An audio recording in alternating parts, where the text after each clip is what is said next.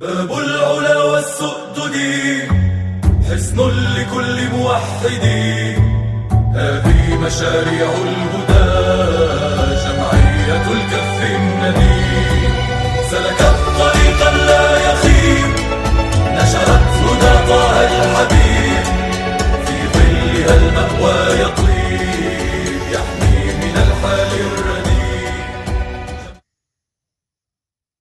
الدين الضروري. بسم الله والحمد لله وصلى الله وسلم على رسول الله. القلب سمي القلب قلبا لتقلبه، ويجب علينا أمور أوجبها الله علينا في قلوبنا، وأعلاها وأهمها الإيمان بالله وبما جاء عن الله، وهذا بأن تعتقد في الله أنه موجود بلا كيفية ولا كمية ولا مقدار، لا كالموجودات ولا يحل في الأماكن، وأن تؤمن برسوله صلى الله عليه وسلم، هذا من أعمال القلوب، وبما جاء عن رسول الله صلى الله عليه وسلم بأن كل ما جاء به هو حق وصدق صلى الله عليه وسلم. ومن أعمال القلوب الإخلاص، يعني أن تنوي بالعمل هذا العمل الذي هو طاعة لله عز وجل، تنوي به لله وحده، لا أن تقع في الرياء.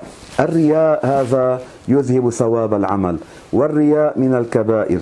والرياء هو أن يقصد محمدة الناس، يعني أن يفعل هذا الفعل ليمدحوه، هذا يخرج من العمل وعليه معصية من الكبائر وليس له ثواب بعمله.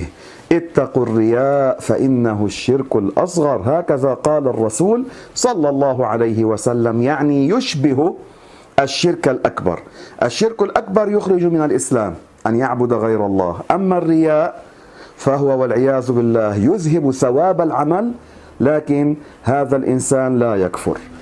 ومن الواجبات القلبية الندم على المعاصي، هذا يا أحباب هو الركن الأكبر من التوبة.